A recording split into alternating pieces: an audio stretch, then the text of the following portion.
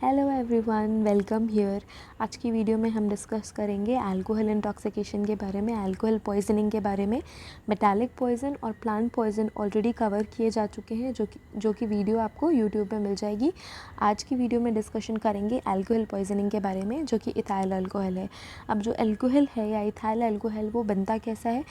वो फर्मेंटेशन की प्रोसेस से बनता है। जब हम नेचुरल प्रोडक्ट्स जैसे शुगर या कार्बोहाइड्रेट्स को यीस्ट के प्रेजेंट में फर्मेंटेशन की प्रोसेस से गुजारते हैं तो हमको कार्बन डाइऑक्साइड मिलेगी और इथाइल अल्कोहल मिलेगी। जो इथाइल अल्कोहल है वो किसी भी अल्कोहलिक ड्रिंक का बेस होता है। कोई भी अल्कोहलिक ड्रिंक हो उसमें इथाइल अल्कोहल प्रेजेंट होता है ताकि वो अल्कोहल से जो भी इफ़ेक्ट क्रिएट होता है वो उसको क्रिएट कर सके। अगर किसी भी ड्रिंक में अल्कोहल नहीं होगी तो इंटॉक्सिकेशन या अल्कोहल से रिलेटेड इफ़ेक्ट्स क्रिएट नहीं होंगे। इथाइल अल्कोहल होना ज़रूरी है। एक दूसरा टर्म आता है मिथाइल अल्कोहल। मिथाइल अल्कोहल भी इथाइल अल्कोहल के जैसा इफ़ेक्ट क्रिएट करता है, वो पर बहुत ज़्यादा टॉक्सिक होता है as compare two ethyl alcohol.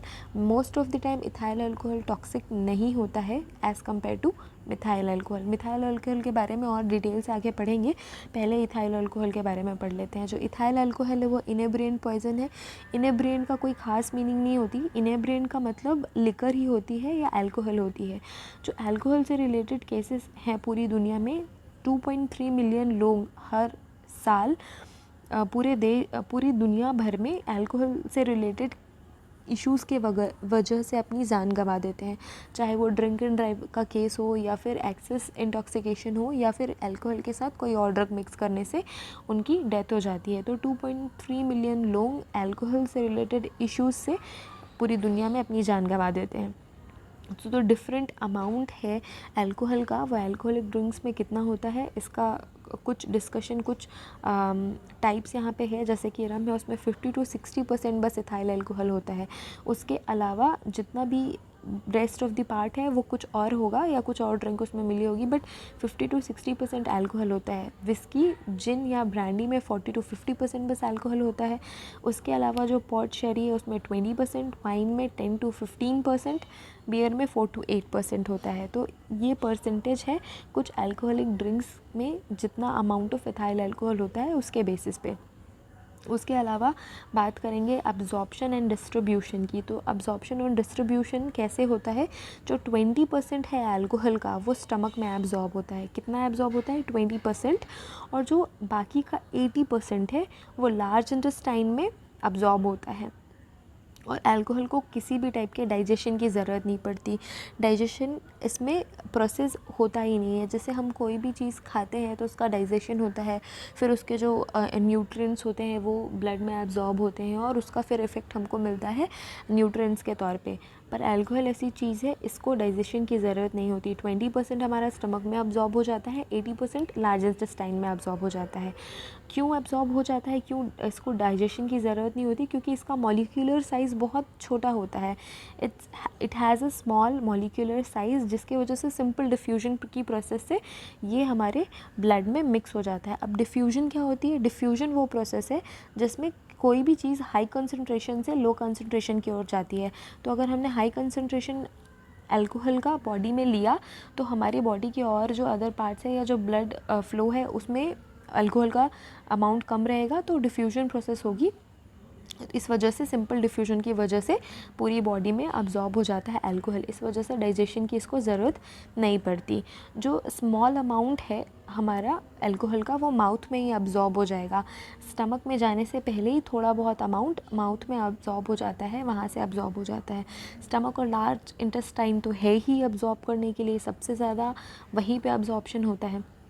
उसके अलावा जितनी भी आपने अल्कोहल ली है, इनटेक किया है जितना भी अल्कोहल का, तो उस अमाउंट का 60% आधे घंटे में बॉडी में अब्जॉर्ब हो जाता है और 90% के आसपास 1 घंटे में अब्जॉर्ब हो जाता है। तो आपने जितनी भी अल्कोहल का कंजम्पशन किया है 1 घंटे में पूरा का पूरा अब्जॉर्ब हो जाता है बॉडी पे और वो आ जाता है सर्कुलेशन पे।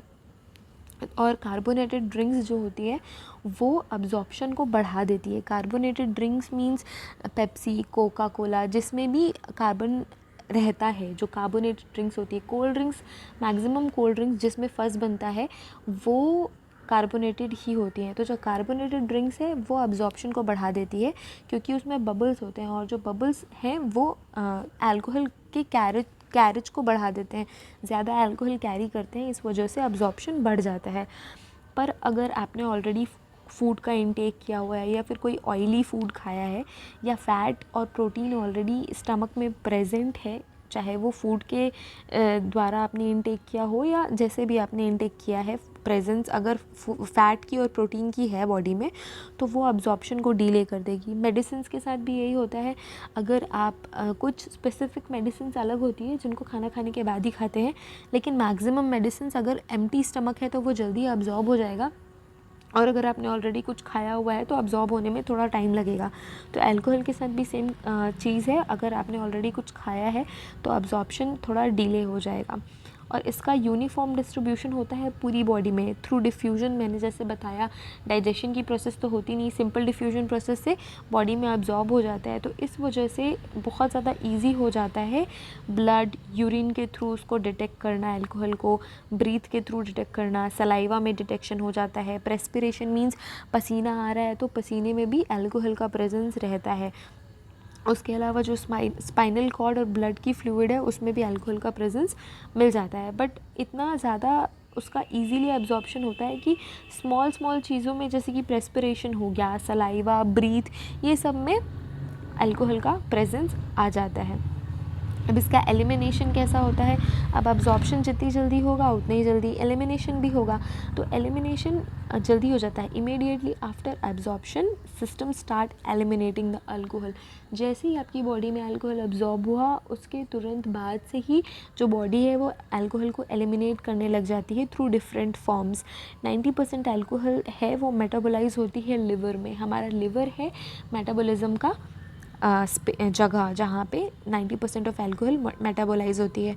और ये एक प्रोसेस है, येलो कलर में जो आपको दिख रहा है छोटे छोटे एरोज़ के साथ, अल्कोहल मेटाबोलाइज होता है डिहाइड्रोजनेज एंजाइम की प्रेजेंस में। एसिटाल्डिहाइड क्रिएट करता है और उसके बाद नेक्स्ट स्टेप में वाटर और कार्बन डाइऑक्साइड बनता है। तो अल्कोहल होगा डिहाइड्रोजनेज एंजाइम के प्रेजेंस में, एसिटाल्डिहाइड बनेगा, और उसके बाद जो नेक्स्ट स्टेप है उसमें वाटर और कार्बन डाइऑक्साइड बनेगी। तो ये ऐसा चेन चलता है।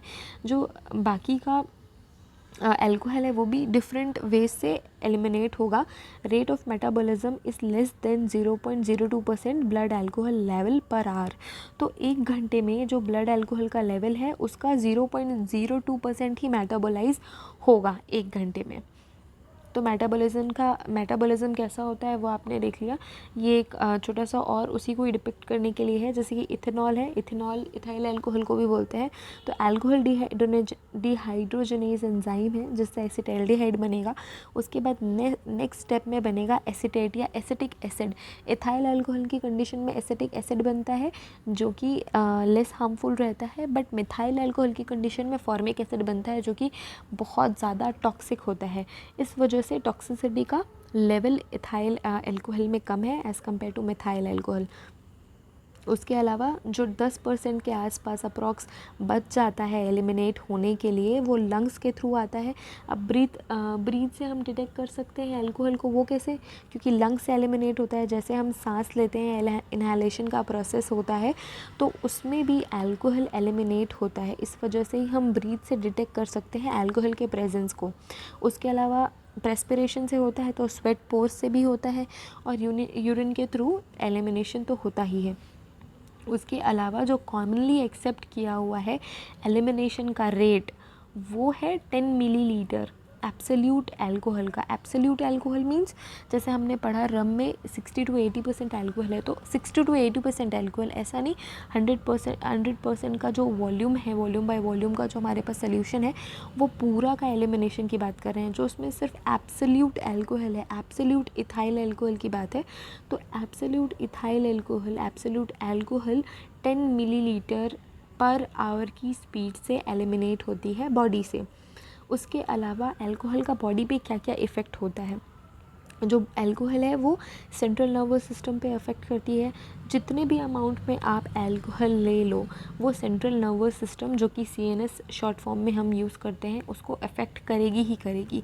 इट अफेक्ट्स होल बॉडी, पूरी बॉडी को इफ़ेक्ट करती है और स्पेशली विज़न को, हियरिंग को, स्पीच में भी इफ़ेक्ट होता है। ढंग से बोल नहीं पाते हैं लोग, सुनने में प्रॉब्लम होती है, डबल विज़न होता है या विज़न अच्छा नहीं रहता है।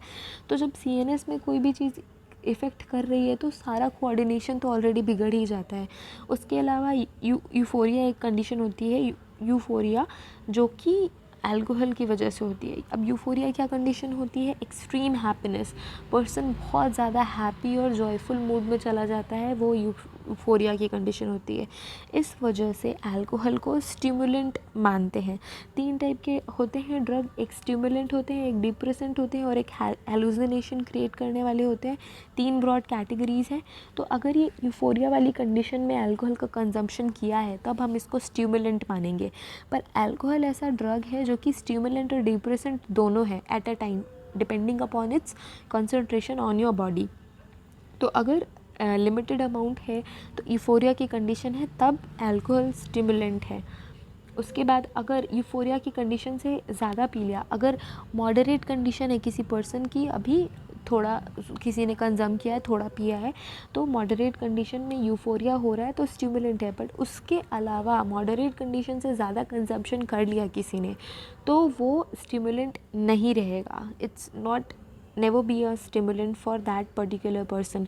तो वो स्टिमुलेंट से फिर हट के आ जाएगा डिप्रेसेंट। स्टिमुलेंट वाला इफेक्ट ख़त्म हो जाएगा, फिर डिप्रेस करेगा बॉडी को, डिप्रेसेंट हो जाएगा। उसके अलावा मस्क्यूलर जो इनकोऑर्डिनेशन है उसके बारे में बात करेंगे। तो ज़्यादा ड्रिंक करने से क्या होता है? More drinking depress the motor centre. अब ये मोटर सेंटर क्या है? हमारे CNS में प्रेजेंट है, सेंट्रल नर्वस सिस्टम में प्रेजेंट है, ब्रेन में, जो कि क्या कोऑर्डिनेट करता है? It is the motor cortex. Motor cortex का वो रीजन सेरेब्रल कॉर्टेक्स में जो कि प्लानिंग, कंट्रोलिंग और एग्जीक्यूशन करता है वॉल्यूंटरी मूवमेंट्स का। वॉल्यूंटरी मूवमेंट्स वो होती है जो हम खुद से कंट्रोल कर सकते हैं। फॉर सपोज कोई ग्लास रखा है, मैंने उठा के पानी पी लिया, क्योंकि मुझे उस पानी को पीना था, इसलिए वो मेरा वॉल्यूंटरी एक्शन था। तो ये सारी चीज़ें प्लानिंग, कंट्रोलिंग और एग्जीक्यूशन। प्लानिंग मीन्स मुझे प्यास लगी है, पता चला तो मैंने प्लान किया कि मैं ग्लास उठाऊंगी, उसके बाद मैंने कंट्रोल लिया ग्लास का अपने हाथ से और एग्जीक्यूशन किया पानी पी के। तो जब अगर आप किसी अल्कोहल इंटॉक्सिकेशन में है तो ये डिस्टर्ब हो जाएगा, आपका मोटर सेंटर डिस्टर्ब हो जाएगा, जिसकी वजह से वो सेंटर जो कि प्लानिंग, कंट्रोल और एग्जीक्यूशन करता है वॉल्यूंटरी मूवमेंट्स का, वो डिस्टर्ब हो जाएगा और रेस्पिरेटरी पैरालिसिस की कंडीशन आ जाएगी। जब मॉडरेट कंडीशन से ज़्यादा किसी पर्सन ने कंजम्पशन कर लिया अल्कोहल का तो वो डिप्रेसेंट हो जाएगी, हमको पता है, फिर वो करेगी रेस्पिरेटरी सिस्टम को डिप्रेस। इस वजह से रेस्पिरेटरी पैरालिसिस के केसेस एक्सेसिव ड्रिंकिंग में देखने को मिलते हैं। अगर ज़्यादा कंज्यूम कर लिया तो paralysis of respiratory centre happened, तो पैरालिसिस हो जाता है हमारे रेस्पिरेटरी सेंटर का। अब ये फैटल डोज कितना अमाउंट होता है? फैटल डोज अगर कोई अडल्ट पर्सन 200 से 500 ml अल्कोहल का कंजम्पशन करता है, जो कि एब्सोल्यूट अल्कोहल की बात कर रहे हैं हम यहाँ पे, एब्सोल्यूट अल्कोहल का 200 से 500 ml का कंजम्पशन किसी अडल्ट पर्सन में फैटल होता है। और उसके अलावा 12 ईयर्स के किसी टीनेजर के लिए 50 ml एब्सोल्यूट अल्कोहल ही काफ़ी है फैटल इफ़ेक्ट क्रिएट करने के लिए। अब ये डिफ़र करता है सिचुएशन टू सिचुएशन। ये सारी सिचुएशन फैटल डोज को चेंज कर सकती हैं, जो कि concentration of alcohol in the drink. अभी हमने बात करी एब्सोल्यूट कंसंट्रेशन की, तो डिपेंड करता है कि आपके अल्कोहलिक ड्रिंक में कंसंट्रेशन कितना है एथाइल अल्कोहल का। अगर एथाइल अल्कोहल का कंसंट्रेशन ज़्यादा है तो फैटल डोज को आप अचीव जल्दी कर लोगे। अगर कंसंट्रेशन कम है तो फैटल डोज अचीव करने में थोड़ा टाइम लगेगा। और उसके अलावा टाइम टेकन, आप कितने देर में कंज्यूम कर रहे हो, कितने कंसंट्रेशन का इथाइल अल्कोहल, तो वो भी अफेक्ट करेगा सिचुएशन को। और उसके अलावा बहुत ब्रॉडली अफेक्ट करता है नारकोटिक्स। मैक्सिमम लोग नारकोटिक्स यूज़ करते हैं विद अल्कोहल, जो कि हाईली डिप्रेसेंट होता है, हाईली सेंट्रल नर्वस सिस्टम को डिप्रेस करता है, रेस्पिरेटरी सिस्टम को डिप्रेस करता है। तो ये सारी चीज़ें, अगर कोई पर्सन नारकोटिक्स और अल्कोहल साथ में ले रहा है, उसको ज़्यादा नशा चाहिए या ज़्यादा तूफ़ानी है, तो जो फैटल डोज है वो जल्दी अचीव कर लेगा। और फैटल पीरियड जो है वो 10 से 24 घंटे के आसपास की होती है। कभी कभी किसी केसेस में 1 या 2 दिन भी लग जाते हैं। तो अगर फेटल डोज किसी ने पर्सन ने लिया है तो उसको 10 to 24 आवर्स लगेंगे, नहीं तो 1 to 2 डेज़ लग सकते हैं फेटल कंडीशन को अचीव करने के लिए। इसके अलावा अच्छा, इसका जो आगे का कंजम्पशन, अल्कोहल का जो आगे कलेक्शन और एनालिसिस है वो आगे आने वाली वीडियो में हम कवर करेंगे, क्योंकि वीडियो बहुत ज़्यादा लंबी और आप लोगों के लिए बोरिंग हो जाएगी। इस वजह से इसका नेक्स्ट पार्ट हम नेक्स्ट वीडियो में कवर करेंगे। अल्कोहल का आगे का एनालिसिस, कलेक्शन कैसे करना है, ब्रेथ एनालाइज़र कैसे काम करता है, अल्कोहल को ब्लड में कैसे डिटेक्ट करना है, ये सारी चीज़ें हम नेक्स्ट वीडियो में कवर करेंगे। अगर आपको ये वीडियो इफ़ेक्टिव लगी या हेल्पफुल लगी तो please appreciate us by subscribing our channel. And thank you so much. I wish you all the best for your studies. I hope you have a good day. Thank you.